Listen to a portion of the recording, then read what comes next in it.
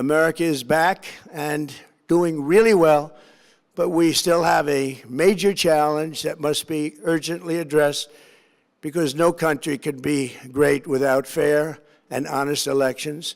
You have to trust your country because if there can be no trust, there can be no greatness. And that's very simple. No trust, no greatness. For many years, I've called for bold, swift, and decisive action to protect the integrity of America's elections. Every American deserves to know that when they cast their vote, that vote will be counted accurately in a system, and that is to make that system secure. One where cheating and interference are not just difficult, but virtually impossible. Unfortunately, the system we have today falls catastrophically short of that standard. Tonight, I'm announcing the immediate declassification and release of critical intelligence revealing shocking vulnerabilities in our election infrastructure.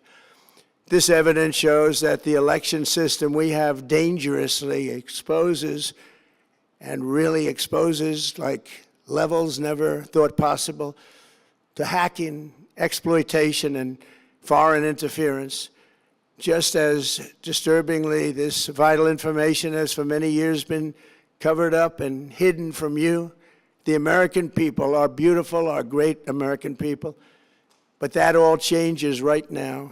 The documents we will release starting tonight have been gathered by the White House Government Transparency Task Force, a great group of people, along with the staff of the President's Intelligence Advisory Board, supported by our top intelligence agency chiefs, who have all personally reviewed the findings. We are presenting this evening and fully confirmed their authenticity. You can see these documents for yourself at whitehouse.gov. That's whitehouse.gov. Go check it out. Our purpose in disclosing this information is not to weaken confidence in election, but to earn that confidence by confronting vulnerabilities and correcting them very, very quickly, and that's what we're doing. The documents cover 5 major areas of concern. First, they show that over a period of years, starting during the 2020 election cycle, the People's Republic of China carried out what is believed to be the largest compromise of election data in history, resulting in China's illicit acquisition of 220 million U.S.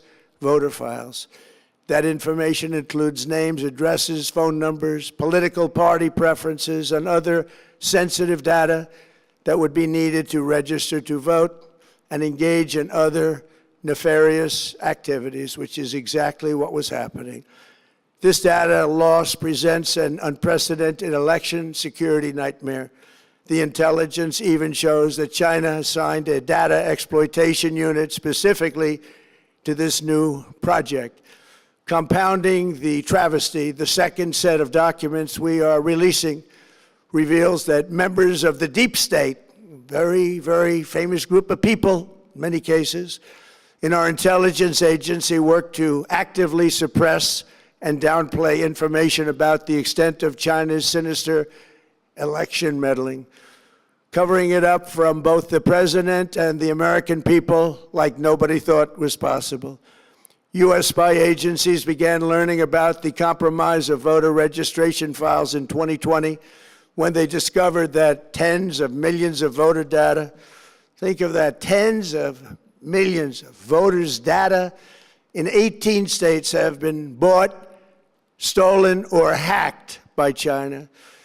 Yet those responsible for sounding the alarm instead kept the information secret and hidden. They did not disclose to me as president or to anyone else, and to the best of our knowledge, they did not inform Congress. In fact, all they kept saying is, this is the most secure election in the history of our country. A standard, very pat line that was divvied out to say. The cover-up of this colossal security breach is even more disturbing in light of the additional information showing that China engaged in other election-related activities to undermine my first administration and our 2020 campaign. They did not want, and they just didn't want it. They fought like hell not to have it, Donald Trump, to win, and for good reason. As the documents we are releasing show, CIA reporting explicitly stated, and I quote, in mid-2018, the Chinese Communist Party's policy was to leverage all domestic and foreign elements that were opposed to the U.S. president in an effort to reduce the U.S. president's votes and make him resign or prevent his re-election. Isn't that nice? Also, in mid-2018, China was working to influence the results of the U.S. midterm elections and later the results of the 2020 presidential election itself. Separately, in mid-2019, the Chinese government's strategy against the United States was focused on undermining domestic confidence in the U.S. president. They wanted to just make you sound like your president wasn't so hot, when actually your president has done a great job, and they did everything possible to do exactly that. Going on, this document says, and this is by the CIA, the strategy included efforts to use Chinese contacts with big U.S. companies to influence U.S. business leaders to turn against the President of the United States of America. The Chinese government sought to identify U.S. journalists who had reported negatively on the U.S. President and pay them large sums of money to write more negative articles about him, as many as they could, and they didn't care what they said. The Chinese government wanted U.S. president to lose the next election, and the reason they wanted me to lose is because they knew I was wise to them, charged them billions and billions of dollars worth of tariffs, and built the strongest military anywhere in the world. We have the strongest military anywhere in the world. These are exact quotes from the CIA reporting. The name of the person doing the quote is now under review, but it gets even worse. Raw intelligence obtained by the FBI in 2020, yet buried by rogue bureaucrats, stated that China's activities even included an attempt to manufacture illegal ballots for Joe Biden. Documents show that during this period, dozens of significant CIA and NSA reports about China's election targeting were kept out of the presidential briefing. These were briefings I would get almost every day. Everything was kept out that was of importance. One email among intelligence analysts admitted that they had, quote, deliberately massaged the presidential daily briefing to withhold information regarding Chinese activities related to the election. Another official inside the FBI wrote that she was running, quote, a shadow government, unquote, to keep intelligence about China's election meddling from becoming known and to keep it away from the honorable press. Other officials who witnessed such efforts perceived the motivations to be blatantly political. Recently, we found significant numbers of burn bags in formation, and this is a group of bags that were used to destroy information given by President Barack Hussein Obama to be burned. It was supposed to be burned. These bags were supposed to be at a different level by different people, incinerated and checked, but it never happened. Maybe we got lucky. We believe this was not done on purpose, but rather through gross incompetence of the people that were supposed to burn the bags. But the findings are stunning. Today, I'm asking the Office of the Director of National Intelligence, the Department of Justice, the FBI, and the CIA to investigate how and why such crucial information was hidden, to fire those involved in the cover-up, and to file criminal charges, if appropriate, against these people. Yet concealing China's meddling was only the beginning.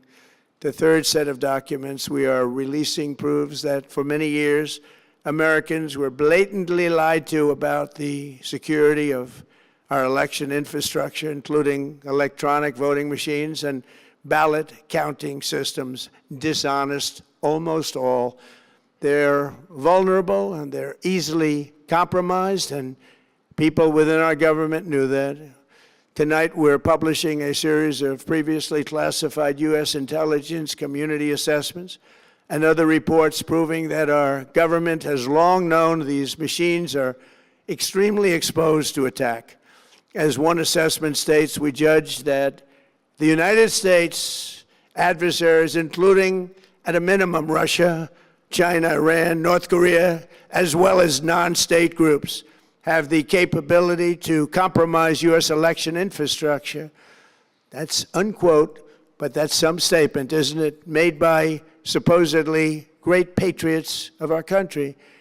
The document goes on to further state that, quote, we assess that centralized election-related data repositories, such as voter registration databases, poll books, and other official election websites, are most vulnerable to exploitation, and adversaries could use this access to these systems to disrupt election processes within the United States of America. Tonight, we're releasing all of those findings, and spanning from January 2020 to June 2026. This is a cyber threat aimed at the very heart of our democracy. Many people have questioned whether it could actually be possible to electronically manipulate vote totals or change election results on these terrible machines. Today, we are releasing documents that show the CIA obtained reporting of a specific plot to do a big number in favor of the corrupt Maduro regime in Venezuela, and that's exactly what happened, conspiring to digitally rig their own country's elections in 2020, and that's what they did. This reporting included precise details about methods to regime develop to digitally alter vote totals in ways that could not be detected even with an audit, no matter how deep they went. This intelligence underscores why we must take urgent action to ensure that our own system can never, ever be hacked or compromised like it was in the past. The fourth set of documents reveals that even when significant evidence of fraud has been detected, it has been buried and covered up. Among the disclosures tonight are FBI files detailing evidence of alleged fraud by a large-scale voter registration operation in Michigan. In 2020, Michigan State Police raided a Democrat Get Out the Vote organization, corrupt group in Muskegon. And we're so concerned by what they found. They were just so concerned, they couldn't believe it, actually, that they contacted the FBI in Detroit. The documents state that some canvassers admitted to FBI agents that they signed voter registration forms in other people's names, submitted fraudulent registration for people who did not exist, and received gift cards tied to their number of applications that they produced. In other words, it was pay, play, and cheat. The FBI agents working on the case believe that crimes were committed, yet the Biden Department of Justice slow-walked the investigation and killed it. Tonight, I'm asking the FBI director to ensure that the matter is fully investigated and to work with the Department of Justice to prosecute those responsible for any crimes. Finally, to reveal just how vulnerable our elections continue to be, we are releasing the results of a stunning investigation by the Department of Homeland Security. According to the DHS review, state voter rolls and public records, they identified approximately 278,000 non-citizens who are registered to vote in federal elections. Since Democrat states refuse to share their voter files, the real number is actually much higher than that. Yet, even this limited analysis found more than 250,000 foreigners illegally registered to vote. Put together, these disclosures reveal an election system so broken and so vulnerable that no one can possibly defend it. It is not defensible. Hundreds of millions of U.S. voter files are in the hands of foreign governments, Our machines and ballot counting systems are exposed to hacking and manipulation and corruption. China and other countries have been trying to meddle in our elections. Evidence of fraud has been buried. Hundreds of thousands of non-citizens and dead people are listed and active on the voter rolls, and yet we still have elections with no voter ID, no proof of citizenship, and tens of millions of ballots floating aimlessly through the mail. As one example of the insanity, California's recent election for mayor of LA and governor was held on June 2nd, a long time ago, but it was just completed a few days ago on July 10th. Think of that, much more than 1 month. Took a month to count the votes. I wonder what they were doing. This is worse than any third world country. There's no third world country that has elections like we have. In a rare move, NBC and ABC Fake News have both said that they would not cover this speech. They knew what it was about because of the fact that they don't like the topic, because they know how corrupt our system is and they don't want to reveal it. They and others in the media are part of a plot. They want to continue this fraud for whatever reason. They want to keep it going. They want to protect the radical left. They can't have a great country, and that's true. You can't have a great country without free and fair elections. Fraud like this should mean a revocation of their licenses. They use our public multi-billion-dollar in value airways for absolutely no money. They pay nothing. All we want is honesty in our elections and honesty in reporting. They pay nothing for multi-billion-dollar assets. Great damage has been done to our country. Our elections were left vulnerable to being rigged and stolen, and the trust of the American people was lost. This cannot be allowed to continue. Every American, whether you're a Republican, Democrat, Independent, or otherwise, should be able to agree that we deserve the most secure, honest, and fair election system anywhere in the world. Secure elections should be a partisan, really, we should be together, Democrats, Republicans, Independents, everybody, and it should not be a partisan issue. It should cause to unite us, not to divide us. This should be a cause. We should be united, not divided. In light of the brand new and irrefutable information I have revealed tonight, my administration is in the process of notifying the states whose election data was compromised by the People's Republic of China and many others. We will be working closely to mitigate any harm, and we're taking swift action to ensure that sensitive voter data is better protected so we can never be bought, we can never be hacked, and we can never watch a stolen election again. Tomorrow, the Secretary of Homeland Security will hold a briefing to outline his department's recent work confirming cyber vulnerabilities in our electronic voting systems. They are bad. We're in the process of informing governors, senators, and members of Congress of potential issues in their states. If you look at voting today, it's in such bad shape in so many states, and we are committing to fix it. And we're also committing to be working with those states and local jurisdictions to help them fix and patch known technical vulnerabilities before the midterm elections. We have very important elections coming up.